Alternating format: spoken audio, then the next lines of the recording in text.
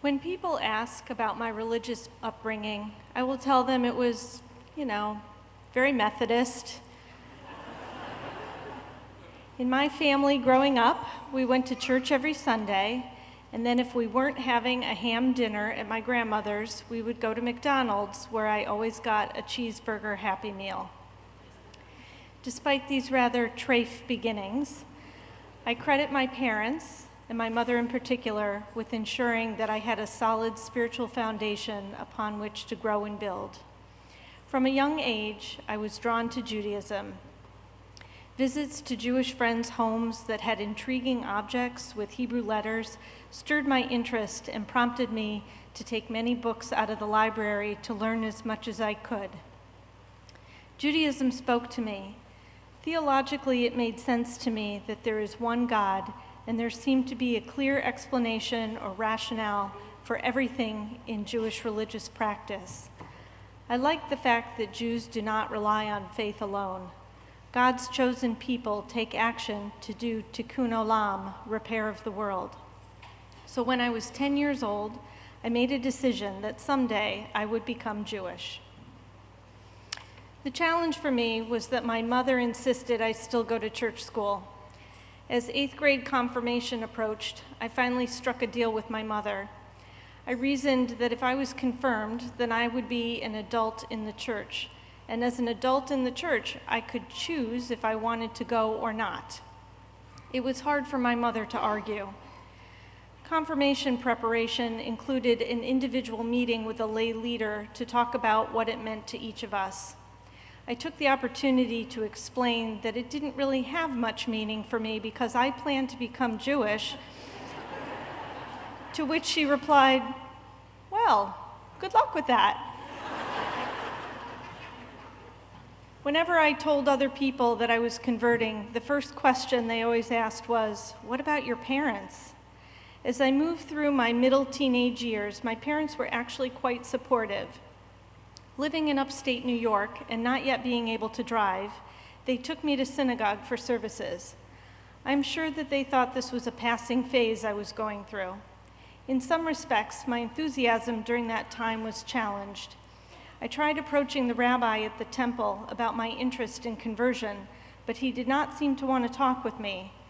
In retrospect, I can understand that no respectable rabbi would want to have any conversation with a Gentile teenager that could be misperceived as encouraging, but at that time, it was disheartening. When I left for college, I discovered new opportunities to pursue my goal.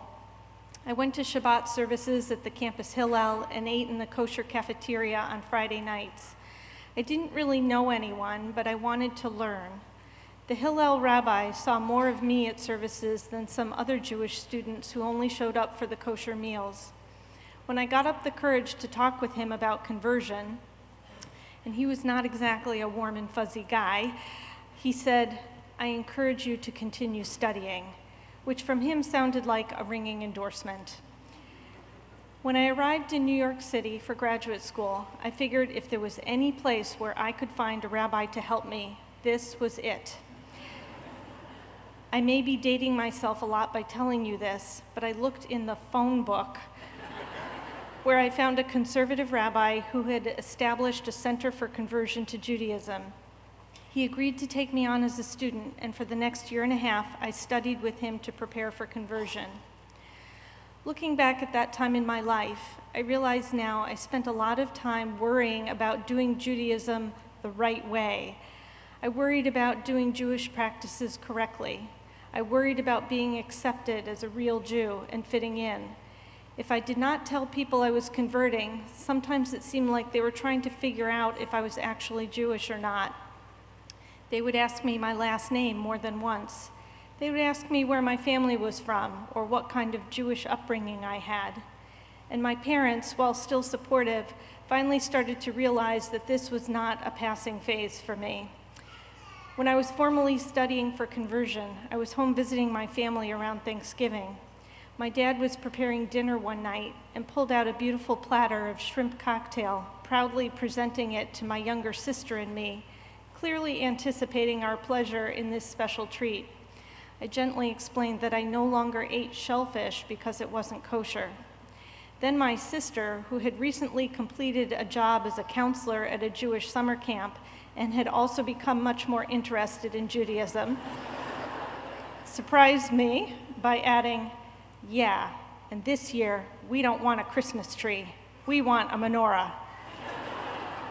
My father paused, then looking at us said, "You know, other people's children, when they want to rebel, they smoke, they drink, they have premarital sex, they do drugs. Why can't the two of you go do something like that?"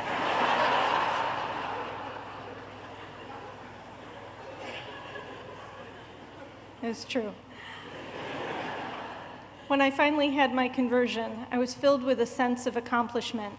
I had achieved my goal and finally become a member of the tribe, but it was actually another beginning of growing into Judaism and becoming a fully Jewish person. Some Jewish mystics believe that by changing one's name, God changes the trajectory of the soul, making it possible to fulfill one's destiny. When I converted, I had the chance to choose a Hebrew name for myself. I chose Gila, which means joy or happiness. I liked the sound of it, but I also thought the meaning of the name fit my feelings about the momentous change I was undertaking in the trajectory of my own life. Today, whenever I'm called to the Torah as Gila bat Avraham Avinu v'Sarah imenu, Gila, daughter of Abraham, father of our fathers, and Sarah, mother of our mothers, my connection to these adoptive spiritual parents feels beshert. I had always wanted to learn how to read Torah and have a bat mitzvah, but life became very busy as I started my career. It wasn't until our family joined BHS nearly 2 years ago that I found the opportunity I had been wanting and committed to Rabbi Kane's adult Banot Mitzvot class. The year I spent with Rabbi Kane and my classmates preparing for my bat mitzvah gave me the opportunity to revisit my own spiritual journey and assess my progress. I look back at my own determination and persistence to become a part of the Jewish people, and I wonder, was it my human choice or my soul's destiny? Regardless, I've come to believe that no matter how or where we start our spiritual journey, we are each called upon as individuals and as members of the Jewish people to better ourselves and the world. God chooses each of us and calls to us in a myriad of ways to fulfill our unique destinies, but we must answer the call. It is a responsibility as well as a privilege to choose to be chosen. For me, it is a never-ending covenant that renews each day through my intentions and actions when I strive to be the most authentic version of who I am. I hope in my own small way I'm doing my part to hasten the coming of God's realm. Gamar Hatima Tova.